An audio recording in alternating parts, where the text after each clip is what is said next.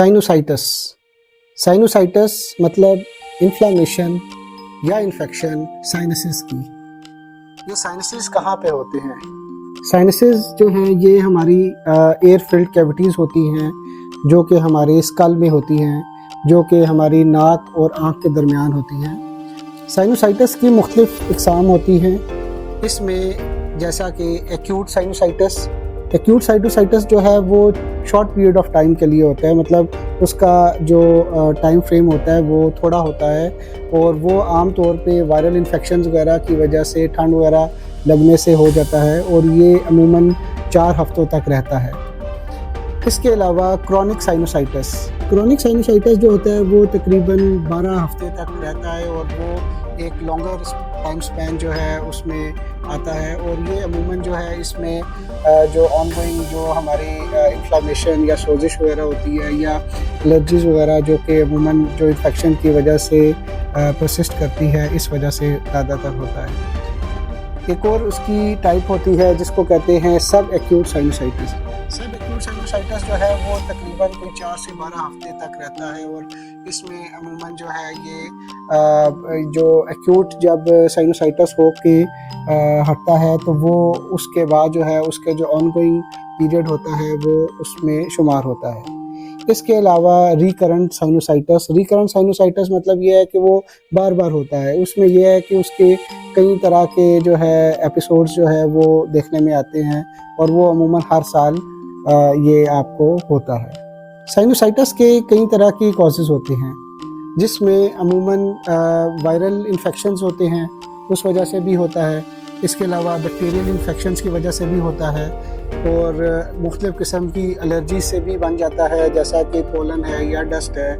तो उसके अलावा ये नेज़ल पॉलिप्स जो होते हैं, नाक के जो गदूद होते हैं उसकी ब्लॉकेज वगैरह से भी ये प्रॉब्लम जो है साइनस बन जाता है। इसके अलावा जो इन्वायरमेंट में जो मुख्तलिफ़ किस्म के इरिटेंट्स मौजूद है, जैसा कि स्मोक है या मुख्तलिफ़ किस्म के पोल्यूटेंट्स हैं, उस वजह से भी ये हो जाता है। अगर हम इसके सिम्टम्स की तरफ जाएं तो इसके मुख्तलिफ़ किस्मों के सिम्टम्स होते हैं, जैसा कि नाक का बंद हो जाना या ब्लॉकेज होना।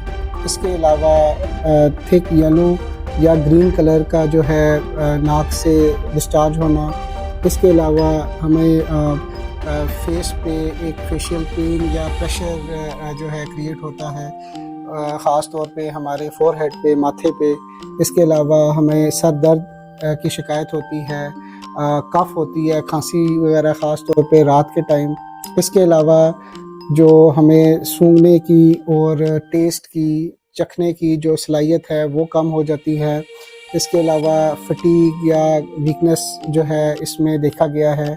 इसके अलावा कुछ केसेस में फ़ीवर भी हो जाता है। साइनोसाइटिस को प्रिवेंट करने के लिए हमें कोशिश करनी चाहिए, एक तो स्मोक से या डस्ट से हम बच के रहें। उसके अलावा हम अपना जो नज़ल पैसेज है उसको मॉइस्ट रखें, स्टीम वगैरह लेते रहें। इसके अलावा हम ज़रा हाइजीन का जितना अच्छा ख्याल रख सकते हैं, नाक की सफाई वगैरह। उसके अलावा हाथों को प्रॉपर वॉश करें ताकि किसी किस्म का कोई वायरल या बैक्टीरियल जो इन्फेक्शन है वो हम तक ना पहुंच सके। साइनोसाइटिस में होम्योपैथी की बहुत सी ऐसी मेडिसिन्स हैं जो कि बहुत ही ज़्यादा इफ़ेक्टिव साबित होती हैं और इसको मुकम्मल ट्रीट करती है। कि इसके अलावा इसमें हर तरह की एलर्जीज़ को भी ट्रीट करती है, हमारे नेज़ल ब्लॉकेज को भी ट्रीट करती है।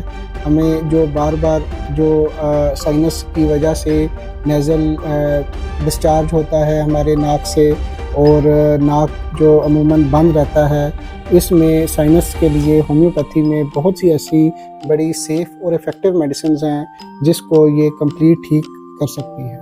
उम्मीद करता हूँ ये वीडियो आपके लिए काफ़ी फ़ायदेमंद होगी। Thank you.